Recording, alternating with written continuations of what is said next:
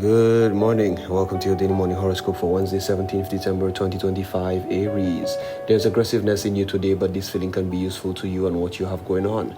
There's a practical force helping you to stay grounded and realistic about certain issues. Don't make promises that you know you cannot keep. Don't be the salesman who promises the world and fails to deliver anything. Taurus, there's increased emotional tension today. You may be at the forefront of the action to take things higher and farther. Have a map handy, or you could wind up alone in the middle of nowhere. Other people will be looking for something practical in your approach, so they have something solid to lean on during this time. Gemini, don't hold back today. You're the right person for the job in about every situation you encounter. You'll have the instincts required to move on a project, see what needs to be done, gather the resources, and get the ball rolling. There's an aggressiveness to you that is urging you to make a grand conquest, paving the way for a huge celebration of feast and fun. Cancer, you should try to hold your tongue today. Although you think you have all the answers, you might not have taken all the pieces of the puzzle into account. There is an emotional aggression to the day that may have a strong effect on everyone, especially you. Consider being more of a listener than a talker today. Leo, don't be surprised if you feel like you're being poked around with a stick today, as something urges you to get moving. There's an aggressive energy moving about and making demands on everyone. You should think about how your skills and perceptive nature can be best used to help make things efficiently and effectively. Virgo, pull yourself together and figure out what is in your heart's desire. There is an aggressive force tugging at your heartstrings today. Unless you have it firmly in your mind what it is you want and feel, you'll be easily pulled off track. Stay grounded and you should be okay. Libra, point your aggressiveness in the right direction today. That shouldn't be too hard since you know and understand the meaning of the job well done and what is required to get things accomplished. You're anxious to get all the ball rolling on certain projects. You've done the organization and the planning. Trust that you know exactly how to proceed. Scorpio, today isn't a day to lounge around. There's a very important practical matter that must be dealt with before you can engage in any light-hearted activities. The night's events will be fun and rewarding as long as you complete the duties of the day, leaving your mind free of obligations. Sagittarius, try to keep your emotions in check today. It's possible that you could become extremely angry and do some damage to yourself and others around you. It is important to maintain certain modesty and humility at all times. You'll build a good character that earns the respect of others, including your superiors. Capricorn, you may feel like someone is trying to rain on your parade. It's important not to forget who you are now. Don't be surprised if you feel a negative pull from someone or something. If so, step away from the situation. It's not your responsibility to make everyone happy. Don't bring yourself down as you try to bring others up. Aquarius, today is a terrific day for you and you're able to accomplish a lot during the day, leaving the night open for excitement with others. Once you take care of the necessary things, feel free to grab a big helping of fun. You've earned the right to break loose and party. There's confidence in your step, so strut it with pride. Pisces, promote balance and harmony today by letting off a bit of steam before you try to engage with others and other dramas. Secure yourself in a stable environment where you can vent your concerns, punch pillows, or jog around the block. Once you get that out, you'll have a fresh new attitude with which to participate in the adventures of the day. This has been your daily morning horoscope for Wednesday, 17th December 2025. Do have yourself a great day.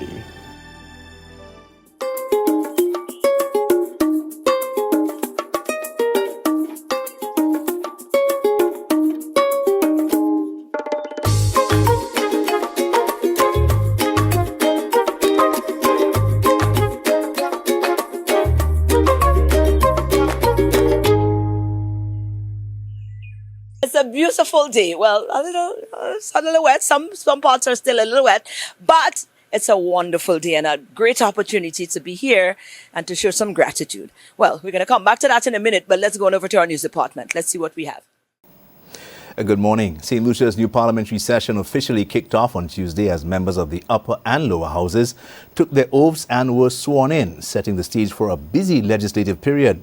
In a joint session, Governor General Sir Cyril Errol Charles delivered a special message outlining key priorities. The citizens of St. Lucia deserve to be congratulated for a peaceful, incident-free general election. It is a measure of our maturity and peace-loving nature. In the face of intense disagreement, we continue to hold general elections without violence or disruption. Let me also thank the two major political parties, election observers from CARICOM and the OES, representatives of the civil society, particularly the Christian Council, for playing their part in ensuring that the general election was conducted in a free, fair, and peaceful environment. Parliament immediately moved forward with significant decisions, including amendments to the VAT Act and the introduction of the Land and House Tax Amendment Bill. Now, as the 13th Parliament prepares to convene, senators are drawing a clear line in the sand, demanding a new era of respect and substance over political theatre. In a series of pre-session interviews yesterday, the government senator Alison Jean issued a direct call for improved decorum, challenging colleagues to stop the casual movement and early exits that, she argues, undermine serious debate in the Senate. I know the opposition plays a very critical role in ensuring that what the government does is at a certain standard for the people. However, I think sometimes we sink a little too low, and we ought not to be opposing for opposing's sake. So in that regard, I will be very vigilant to ensure that the level of our debate takes a little higher standard. Her push for a higher standard sets the stage alongside opposition calls for unity and the high-profile return of former Minister Dr. Virginia Albert Poyott, signaling a Senate poised for a potential reset in tone as well as in focus. Healthcare reform in St. Lucia is moving from promise to planning, and officials say the goal is clear: care for everyone without exception. The Universal Health Coverage Project is now entering a critical phase as work continues on a new financing model designed to expand services, protect the vulnerable, and ensure that no St. Lucian is denied care because of cost. Three-tier model, which is the model that we are focusing on, and the base of the UHC bill, which is currently in review. It takes into consideration 3 tiers. The first tier focuses on the essential package of health services. As I mentioned, we're working with a consultative firm, which will actually, at the end of it, give us a final figure of the amount of money that should be given to a St. Lucian, or not given, but allotted to the healthcare annually to each St. Lucian. Dr. Eugene Ford explains that the model also addresses long-standing gaps in coverage, particularly for the elderly, those living with chronic illnesses, and individuals unable to afford insurance.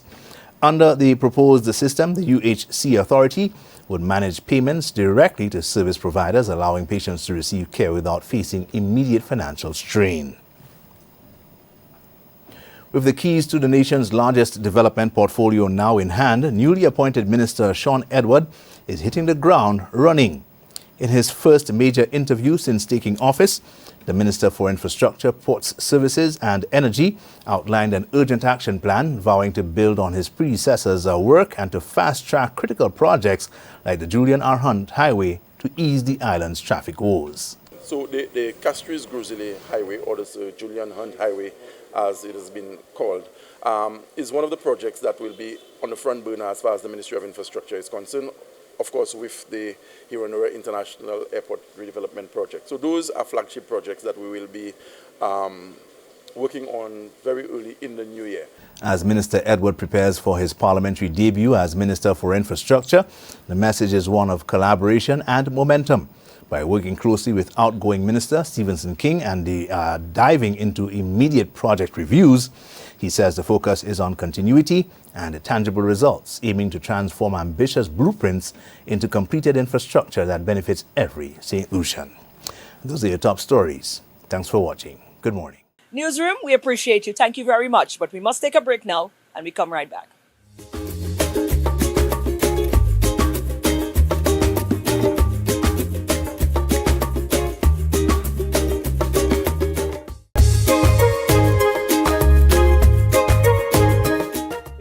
Finally we caught up with Vanya Reed Hinkson. She just represented St. Lucia at a UN engagement, and you know what? We wanted to tip her a little bit or pick her mental a little bit and find out what this trip was all about. But we were certainly very happy that St. Lucia got the opportunity to be represented. So here's Vanya. Well, I'm here. I've been trying to pin this woman down for the longest while. I say, girl, just hide the little thing there, little thing, because I find, I'm not dropping you. You understand? This is Vanya Reed Hingson, Bowingson's daughter. We can't run from that. I mean, it is what it is. But she's making her own. She's carving her own path. She's making life on her own. And we had to catch up with you because recently you made history, really. Aw, Yeah, thank you you so did. much. Thank you so So much. we're here. Finally, welcome. Yes. But we really would like to, shed some light on that because as St. Lucian, as woman, as black woman, melanin woman, it is always so exciting to see persons like yourself when we continue to chart courses that, just make pathways and pave the way already. So what we're really talking about, you recently returned. Where you come from, where you was, give us the scope because they don't want to understand what it is we're talking about. Absolutely, So it's time for us to absolutely. share with them. You recently returned from Geneva, From Switzerland. Yes. So, Right. and thank you so much for the invitation to talk about this. Yeah. It really has been one of the most rewarding experiences. It was a 3-week fellowship with the United Nations, Human Rights Sector, the Office of the High Commission.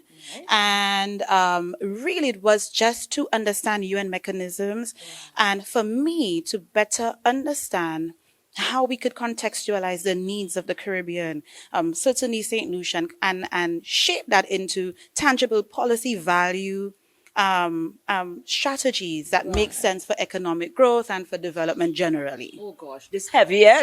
And just for perspective, state, you were just one of 2 Caribbean people. The other person was a Jamaican. So yes, so one of really 3, because Suriname was represented, all right. and so I was the first from St. Lucia as well as the Surinamese rep. So it was really exciting for us to, to do that. But I must say it was absolutely rewarding to meet the fellows, 9 of us from around the world, understand, and we talk about CARICOM, but the context is so different. So just to understand what's happening in other islands, what models are working for human rights development, and to, again, bring it back home to make sense for us was really exciting. Right. What are some of the major points? What are some of the high points? Some of the things that you opened up your eyes and you plan to really bring back home and set into some policies here. So for me, I think generally we don't quite grasp human rights. I think we see human rights as merely obligations, as instruments that states are obligated to its people to meet. For me, I think what was incredibly valuable was understanding that human rights can serve as strategic governance tools for governments. And when we think about the Caribbean, we have, we've done many things great, but we have some challenges. Very limited, small domestic markets. We've not yet been able to leverage power for our interest in bilateral, multilateral negotiations. A heavy dependence on foreign investment tourism. Human rights, when used well, can bridge those gaps. And help us negotiate foreign investments with limited legal, political risk. Because we have amazing organizations like CARICOM and OECS, the transaction cost to work with the UN to give us technical cooperation, etc., it's cheaper. And again, just a way to shape policy so that we can advocate for land rights, human people interests, community interests in tourism and otherwise. So for me, it's understanding that human rights is not just, again, an obligation, but could be used as a negotiation tool for small states like us, on the big international stage where, whether by numbers, because, we're the Caribbean, whether by share, right. But that being said, let me ask you a little bit. Yeah. This is timely. What is happening right now in our very waters with Venezuela and the U.S. and, you mentioned in this, how do you see this playing out? Because, are we still at a disadvantage in terms of, you mentioned the human rights, us as a Caribbean or CARICOM community? Are we able at this time, or is there a lot more to do? Because it seems like we can't wiggle ourselves around what is actually happening in our waters. Absolutely, and it's a great observation because often Caribbean islands are put in a position where there might be a genuine interest, but the political will might be a little bit weaker because we have constraints and we have to think about our position in the long term, whether financial, economic, and otherwise. So, human rights again can be a tool that, we're leaning on international mechanisms, not domestic policies necessarily. And we have the weight of the international community to back us up to meet these obligations. And that's why I think, I really, really hope civil society, government reps and citizens are so powerful that we understand and we learn how we can navigate human rights in a way that is not too costly for us as a nation, but we can keep our integrity and we can support our community. How can we follow everything you want? Right now, we want to follow your businesses. How can we follow you? Are you on social? Yeah, well, LinkedIn, I'm not a big social media person, but LinkedIn, Vanya Reed Hinkson on LinkedIn, Facebook, add me, whatever. Reach out. My email address, I don't know, VANYARHSON@gmail.com. I'm happy to, work with anybody. Absolutely. For sure. Well, thank you for that. And all the best for the season. You too. Pleasure.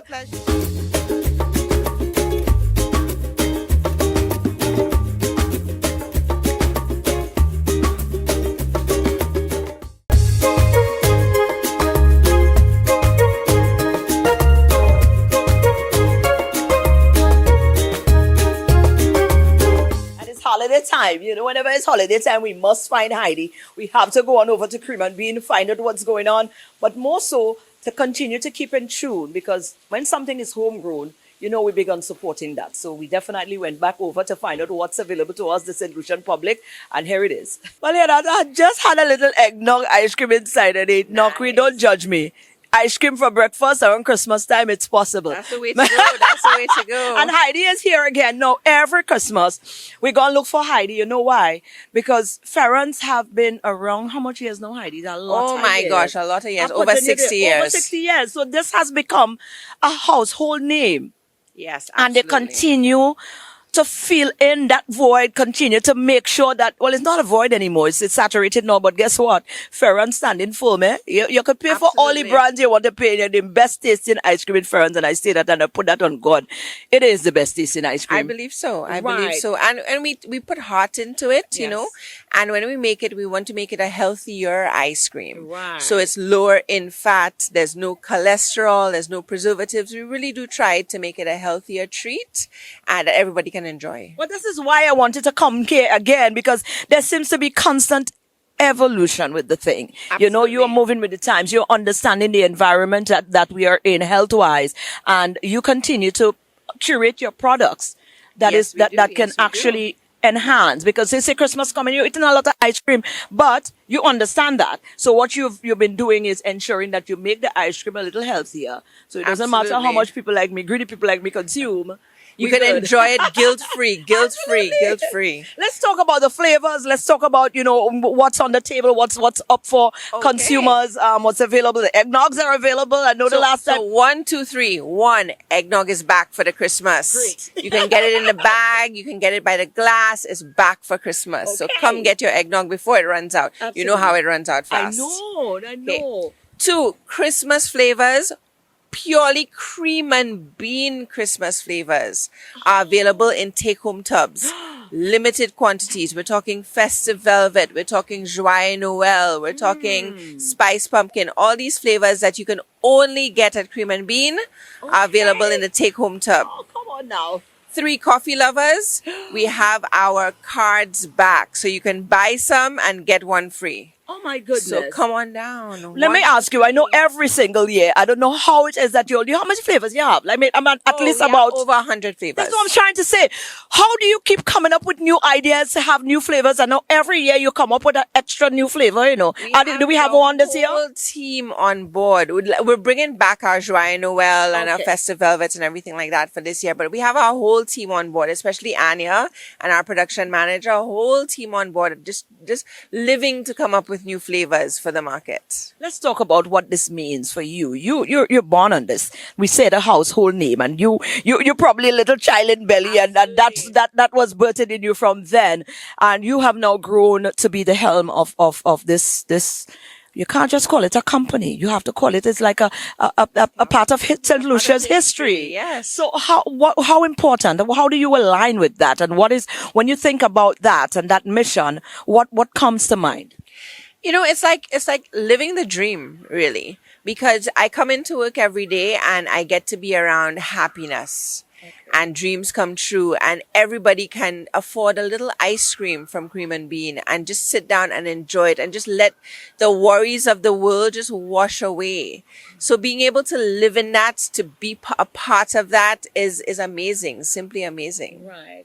And I'm thinking as well, it's a homegrown product. You have watched this transition from down there. We make it locally. It's a local brand. Not too many local manufacturers are still continuing, and we struggle, but we get through, and we want to bring out our product, a good, healthy, amazing product, so that everybody can enjoy it. And one might think, I know you said, I'm glad you said a little struggle. One might think, well, oh, when people just have a lot of money, they reach where they're going.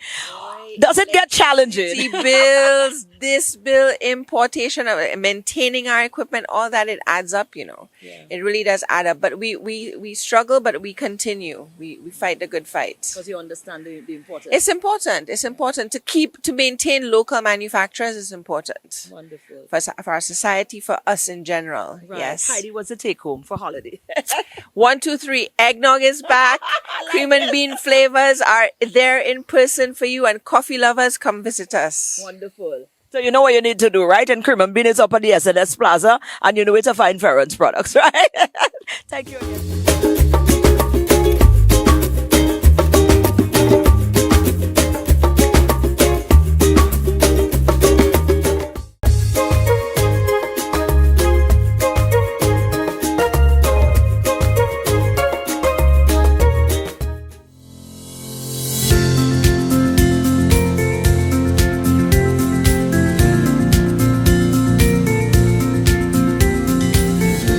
Welcome to your holistic path to wellness with Dr. Tanya Bobran.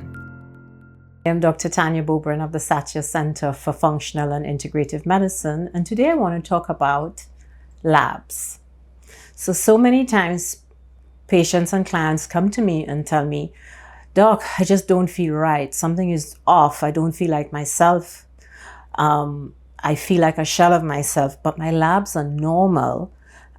So I'm okay, right? But I still don't feel right. So what can you do, or what can I do to help? And I want to discuss the concept of functional ranges or optimal ranges that we use in functional medicine. A lab range has a very wide range in normal conventional medicine. And most of us have been trained to look at it when it's either too low than the lowest level or higher than the highest level, then it's out of range, and that's when we assume there's a problem. But what if it's very close to it's still within the range, but it's very close to the lowest limit, or it's very close to the upper limit? If we start to look at getting our labs in the mid-range of normal, which is what we call optimal ranges, then that's when I know that you're functioning at your best. So we aim for optimal ranges in, I would say, most of your labs. So when I look at a lab result, I do look for when there is red, which is what most people tell me, there's no red on my labs, which is when it's totally out of range. But I also look at whether it's too close to the lowest limit or the upper limit. I look for mid-range. And if many of your labs are out of it, then I know you're not functioning optimally. And from that, I can detect a pattern. And then hopefully see where we can get you to optimal ranges. But it's important that you know your numbers, and it is also important that we test correctly. So we have an internationally accredited lab on island with lab services. So we know that the lab tests are being done according to international standards. But we also need to be able to know that we are testing the proper labs for you. You know, many times, just depending on who you see, if you see a specialist, they're going to test the labs that are for their specialty. So maybe the cardiologist will do certain labs that they will want to look at. The neurologist may look for something else. The gynecologist will look for something else. What I like to do is to take everything and look at it as one, because you are multi-dimensional person. You're not just bits and bobs of a person. I have to put everything because you are a whole person. The other thing I want to discuss is how do we get you to optimal range? And that is mainly lifestyle. Most of the time, patients want a quick fix. They want a prescription. They want me to tell them, the prescription will fix it. But lifestyle is your most important medicine. To optimize your well-being, what you can do first and foremost is look at how you're nourishing yourself. What are you putting into your body? What type of foods are you eating? Are you eating clean, whole, unprocessed foods? Are you drinking adequate amounts of water? Are you exercising consistently? Are you looking at what you're putting on your body as well, what your environment has around it? Are you breathing in toxins from your environment? And the other step, and these are all pillars of my More Joy method, because I truly believe that to optimize health, we must look at physical, emotional, and spiritual lives, because we are, as I said, multidimensional. So are we looking at the emotional part? Are you managing your stress in a healthy way? Most of the time, we either ignore the stress or we take a glass of wine, happy hour, and I'll feel good after, or I will take a tablet to help me sleep better. But these are not healthy ways of addressing the root cause. It might work for a quick fix, but it is not looking for sustained healing. So we want to make sure that you're getting 7 to 9 hours of deep restorative sleep, that your stress levels are being managed in a healthy way, that talking about self-worth, are you owning your passion and your power and your purpose? We also talk about the soul joy pillar of the method, where we nourish your connections. Do you have a daily spiritual practice where you connect with something deeper than yourself? Do you have a meditation practice? Are you journaling? Are you connected with your family and friends? Do you have what we call this work-life balance? Are we working too much and neglecting another part, or are we neglecting some? We always feel like we're neglecting something. Are we able to just find a balance? And the most important part is the connection with ourselves. Are we truly connected to who we are? Self-love, self-care, self-forgiveness, self-awareness. Do we own who we are?